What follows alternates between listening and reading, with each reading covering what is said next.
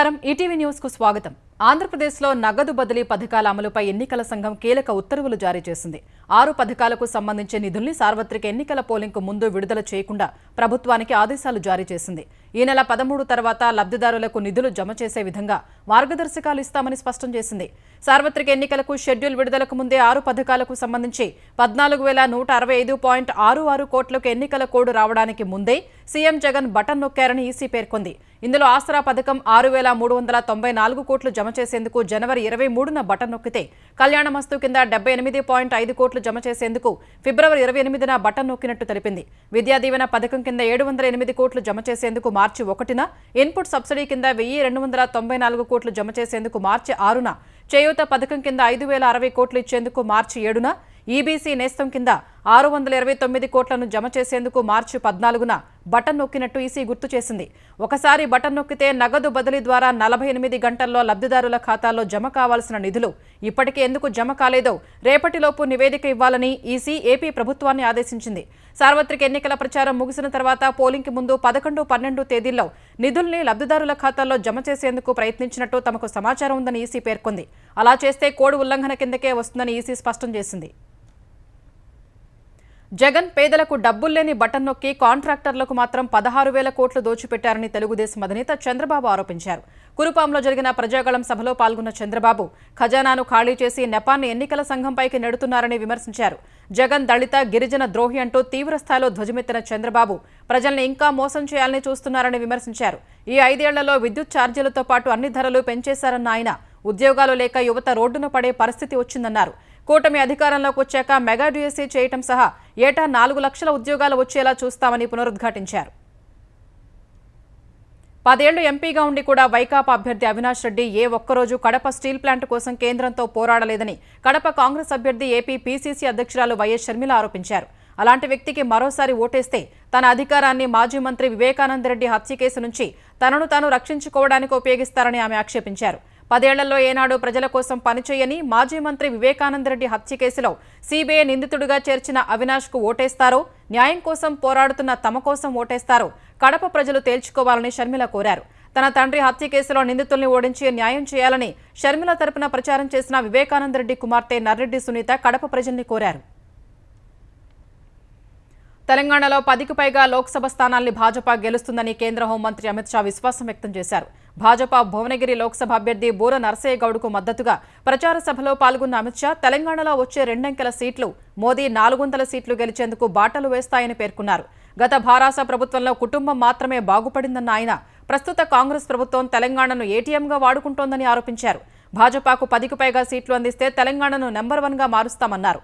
Congress party అసత్య ప్రచారాలతో ఎన్నికల్లో గెలవడానికి ప్రయత్నిస్తోందన్న అమిత్ షా మోదీ మళ్లీ వస్తే రిజర్వేషన్లు తొలగిస్తారంటూ అవాస్తవాలు చెబుతున్నారని మండిపడ్డారు. ముస్లింలకు 4% రిజర్వేషన్ల ద్వారా ఎస్సీ, ఎస్టీ, ఓబీసీలకు నష్టం జరుగుతుందని, ముస్లింల 4% రిజర్వేషన్లు రద్దు చేసి ఎస్సీ, ఎస్టీ, ఓబీసీలకు ఇస్తామని తెలిపారు. ఈ సార్వత్రిక ఎన్నికలు నరేంద్ర మోదీ, రాహుల్ గాంధీ మధ్య జరుగుతున్న ఎన్నికలని పేర్కొన్నారు. జూన్ 2 తర్వాత హైదరాబాద్ను కేంద్రపాలిత ప్రాంతం చేయాలని కేంద్రంలోని భాజపా సర్కారు యత్నిస్తోందని భారాస కార్యనిర్వాహక అధ్యక్షుడు కేటీఆర్ ఆరోపించారు. ఎన్నికల ప్రచారంలో భాగంగా మల్కాజ్గిరిలో భారాస యువజన నాయకులతో సమావేశమైన కేటీఆర్ హైదరాబాద్ కేంద్రపాలిత ప్రాంతమైతే అభివృద్ధి ఆగిపోతుందని తెలిపారు. చిన్న పనుల కోసం కూడా కేంద్రంపై ఆధారపడాల్సిన పరిస్థితి వస్తుందని చెప్పారు. రిజర్వేషన్లు రద్దు చేయాలని మోదీ ప్రభుత్వం కుట్ర చేస్తుంటే ఇక్కడి కాంగ్రెస్ నేతలు ఢిల్లీకి గులాంగిరీ చేస్తున్నారని విమర్శించారు. భాజపాతో పోరాడే పరిస్థితి కాంగ్రెస్కు, రాహుల్ గాంధీకి లేదని వ్యాఖ్యానించారు. 420 హామీలు ఇచ్చి తెలంగాణలో అధికారంలోకి వచ్చిన కాంగ్రెస్ పార్టీ వాటిని అమలు చేయలేక వాయిదాలు పెడుతోందని కేటీఆర్ ఎద్దేవా చేశారు.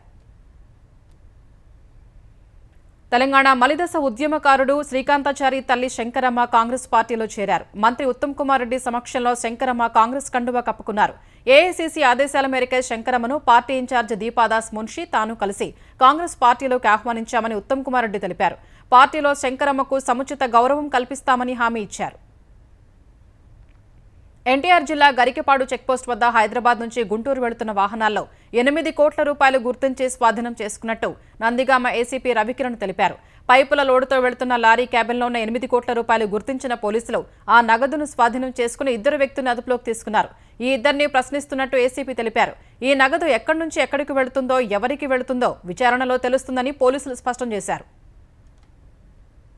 ఆంధ్రప్రదేశ్ అసెంబ్లీ ఎన్నికల్లో ఓటేసేందుకు హైదరాబాద్ సహా తెలంగాణలోని వివిధ ప్రాంతాల నుంచి వెళ్లే వారి కోసం ప్రత్యేక రైళ్లు నడపనున్నట్టు దక్షిణ మధ్య రైల్వే తెలిపింది. సాధారణ రైళ్లు 2 రాష్ట్రాలకు చెందిన ఆర్టీసీ బస్సుల్లో టికెట్లు మొత్తం బుక్ అయి ఏపీకి వెళ్లడానికి ప్రజలు పడుతున్న ఇబ్బందులను దృష్టిలో పెట్టుకుని రేపటి నుంచి ఈ నెల 15 వరకు 50 ప్రత్యేక రైళ్లు నడపనున్నట్టు దక్షిణ మధ్య రైల్వే తెలిపింది. ఈ రైళ్లే కాకుండా ప్రస్తుతం నడిచే రైళ్లకు అదనపు బోగీలు కూడా ఏర్పాటు చేస్తామని రైల్వే శాఖ వివరించింది. ఈ రైళ్లు కాచిగూడ, సికింద్రాబాద్, హైదరాబాద్ నుంచి బయలుదేరతాయని తెలిపింది. యూరోప్ పర్యటనకు అనుమతి ఇవ్వాలని ముఖ్యమంత్రి జగన్ దాఖలు చేసిన పిటిషన్పై తీర్పును నాంపల్లి సీబీఐ కోర్టు నెల 14కు వాయిదా వేసింది. ఈ నెల 17 నుంచి జూన్ 1 వరకు లండన్, ఫ్రాన్స్, స్విట్జర్లాండ్ వెళ్లేందుకు అనుమతించాలని జగన్ దాఖలు చేసిన పిటిషన్పై నాంపల్లి కోర్టులో ఇవాళ విచారణ కొనసాగింది. ఈ విచారణలో దేశం విడిచి వెళ్లరాదన్న బెయిల్ షరతును సడలించాలని జగన్ కోరారు. ఈ వాదనతో విభేదించిన సీబీఐ జగన్ విదేశీ పర్యటనకు అనుమతి ఇవ్వొద్దని కోరింది. ఇరుపక్షాల వాదనలు విన్న కోర్టు తీర్పుని నెల 14కు వాయిదా వేసింది. మరోవైపు నెల 13న ఓటు వేసేందుకు కడప వెళ్లడానికి అనుమతించాలని వివేక హత్య కేసులో నిందితుడైన శివశంకర్ రెడ్డి వేసిన పిటిషన్పై విచారణను కోర్టు రేపటికి వాయిదా వేసింది.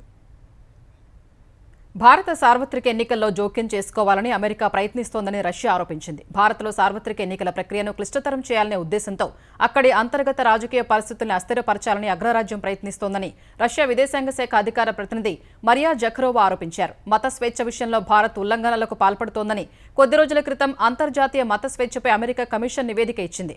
ఈ నివేదికను ప్రస్తావించిన రష్యా అధికార ప్రతినిధి జఖరోవా భారత మనస్తత్వం, చరిత్రను అర్థం చేసుకోవడంలో అమెరికా విఫలమవుతోందని దుయ్యబట్టారు. మత స్వేచ్ఛపై ఎలాంటి ఆధారాలు లేకుండానే అమెరికా ఆరోపణలు చేస్తూనే ఉందని విమర్శించారు. ఈ చర్య భారత్ను అవమానపరచటమేనని రష్యా ప్రతినిధి అన్నారు. భారత అంతర్గత రాజకీయాల్లో సమతుల్యతను దెబ్బతీయడం ద్వారా ఎన్నికల ప్రక్రియను క్లిష్టతరం చేయాలని అమెరికా భావిస్తోందన్నారు. మత స్వేచ్ఛపై అమెరికా ప్రచురించిన నివేదికను భారత్ కూడా తీవ్రంగా తప్పుపట్టింది. భారత వ్యతిరేక ప్రచారం చేస్తున్నారని భారత విదేశాంగ శాఖ ఆరోపించింది. శ్యామ్ పిట్రోడా కాంగ్రెస్ పార్టీకి రాజీనామా చేసినంత మాత్రాన దేశ పరువు ప్రతిష్టలపై హస్తం పార్టీ వేసిన మరక చెరిగిపోతుందా అని భారతీయ జనతా పార్టీ ప్రశ్నించింది. పిట్రోడా చేసిన వ్యాఖ్యలపై రాహుల్ గాంధీ, సోనియా గాంధీ దేశ ప్రజలకు క్షమాపణ చెప్పాలని కేంద్ర మంత్రి గిరిరాజ్ సింగ్ డిమాండ్ చేశారు. దేశాన్ని విభజించే పనిని బ్రిటిష్ వాళ్ల నుంచి తీసుకున్న కాంగ్రెస్ తొలుత హిందూ, ముస్లిం అంటూ వేరు చేసేందుకు ప్రయత్నించిందని ఆరోపించారు. తర్వాత దక్షిణాది, ఉత్తరాది విభజనకు, ఇప్పుడు చర్మం రంగు ఆధారంగా ప్రజల్ని విభజించేందుకు ప్రయత్నించిందని గిరిరాజ్ ఆరోపించారు. భారత్లో భిన్నత్వంలో ఏకత్వంపై చెబుతూ దక్షిణాది ప్రజలు ఆఫ్రికన్ల మాదిరిగా తూర్పు భారతంలో చేనియుల్లా ఉంటారంటూ పిట్రోడా చేసిన వ్యాఖ్యల్ని ప్రధాని మోదీ సహా భాజపా నేతలు ఖండించారు. కాంగ్రెస్ సైతం పిట్రోడా వ్యాఖ్యలు ఆమోదయోగ్యం కాదని ప్రకటించగా ఆయన ఇండియన్ ఓవర్సీస్ కాంగ్రెస్ చైర్మన్ పదవికి రాజీనామా చేశారు.